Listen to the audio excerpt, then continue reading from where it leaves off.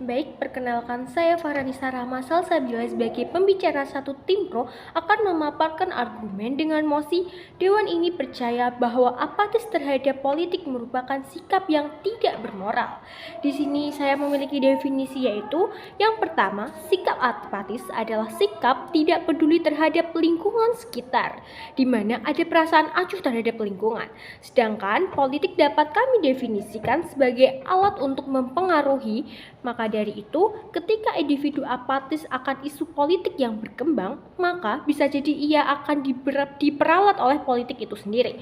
Karena politik itu merupakan power dan politik itu merupakan kekuasaan. Di sini adapun definisi dari sikap tidak bermoral adalah memiliki perasaan benar dan salah, akan tetapi gagal memenuhi standar moral tersebut. Seseorang yang amoral tidak memiliki perasaan benar dan salah dan tidak mengakui standar moral tersebut. Sikap moral ini dikatakan sikap yang tidak baik. Nah, di sini saya memiliki sebuah narasi yaitu momen bersejarah demokrasi Indonesia sudah semakin dekat. Untuk pertama kalinya pemilihan presiden dan pemilu legislatif akan diadakan serentak.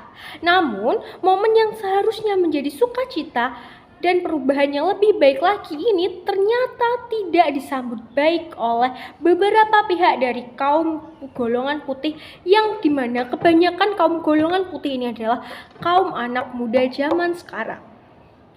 Hal tersebut merupakan salah satu sikap apatis terhadap politik. Tahukah Dewan Juri yang terhormat bahwa apatis terhadap politik berarti membiarkan kejahatan menduduki kekuasaan? Dengan apatis maka moralitas seseorang akan dipertanyakan.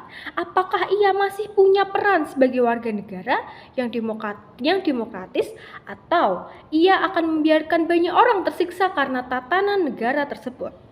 Bahkan Bertolt Brecht, seorang penyair Jerman yang juga dramawan, sutradara teater, dan Marxis pernah mengatakan, buta yang terburuk adalah buta politik. Dia tidak mendengar, tidak berbicara, dan tidak berpartisipasi dalam peristiwa politik. Dia tidak tahu bahwa biaya hidup, harga kacang, harga ikan, harga tepung, biaya sewa, harga sepatu obat, semua tergantung kepada keputusan politik. Orang yang buta bangga dan membusungkan dadanya mengatakan bahwa ia membenci politik. Si dungu ini tidak tahu bahwa dari kebutuhan politiknya lahir pelacur, anak selantar, dan pencuri terburuk dari semua pencuri. Politisi terburuk, rusaknya perusahaan nasional dan multinasional yang menguras kekayaan negeri. Di sini saya memiliki status quo, yaitu politik Indonesia saat ini sendiri masih kurang baik kondisinya, bahkan dikatakan sangat jauh dari kata baik itu sendiri. Hal itu terjadi karena salah satu pengaruhnya adalah sikap apatis warga terhadap politik negara itu sendiri. Dan bentuk implementasi dari demokrasi salah satunya adalah partisipasi masyarakat. Maka karenanya apatis politik adalah bentuk pencideraan terhadap sistem demokrasi. Nah, sedangkan tujuan dari negara demokrasi yang berkembang ini pastinya adalah untuk menjunjung tinggi nilai-nilai demokrasi yang baik dan benar. Yang dimana negara berkembang itu sendiri ingin memiliki sistem politik yang telah dirancang sesuai dengan kesepakatan masyarakat. Maka dari itu diperlukannya partisipasi masyarakat dalam politik negara berkembang. Maka tidak diperbolehkan adanya sikap apatis terhadap politik negara itu sendiri. Karena apa? Karena partisipasi masyarakat itu sangat berpengaruh. Bahkan 1% saja itu pun sangat berpengaruh, Dewan Juri yang terhormat. Dengan ini saya memiliki mekanisme yaitu tidak akan membiarkan kejahatan merajalela di negara berkembang itu sendiri. Dengan cara mempedulikan politik negara itu, yaitu memberikan pengetahuan mengenai bagaimana pentingnya kedudukan politik di negara kepada generasi muda maupun warga negara. Lalu bagaimana dengan anak-anak? Apakah mereka perlu mempelajari keadaan politik juga? Padahal mereka belum mengetahui sebenarnya apa yang dimaksud dengan politik. Untuk anak-anak sendiri, khususnya anak-anak SMP atau anak-anak yang sudah lulus SD ini, saya akan menyarankan kepada guru sekolah untuk mengenalkan dasar-dasar mengenali politik. Itu pun akan berlaku pada anak SMP yang sudah tadi saya jelaskan, yang dimana ia telah mengetahui atau mempelajari tentang demokrasi. Dan di sini saya memberikan limitasi bahwa ini lebih menyangkut ke masyarakat yang apatis, berarti tidak peduli. Mereka mengetahui mengenai politik negara namun sama sekali tidak mempedulikan hal politik tersebut.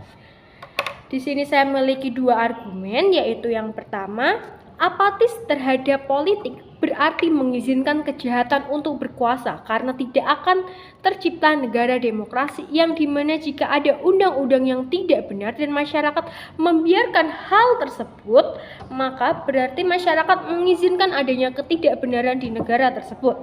Sedangkan dalam pasal 1 ayat 2 adalah kedaulatan di tangan rakyat yang merupakan fondasi demokrasi di Indonesia.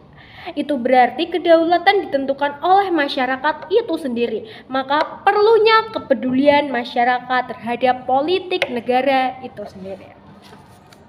Nah, argumen yang kedua yaitu politik sendiri merupakan power negara serta merupakan kekuasaan negara. Jika masyarakat apatis terhadap politik, maka sama saja ia tidak mempedulikan apa yang telah berkuasa di atasnya.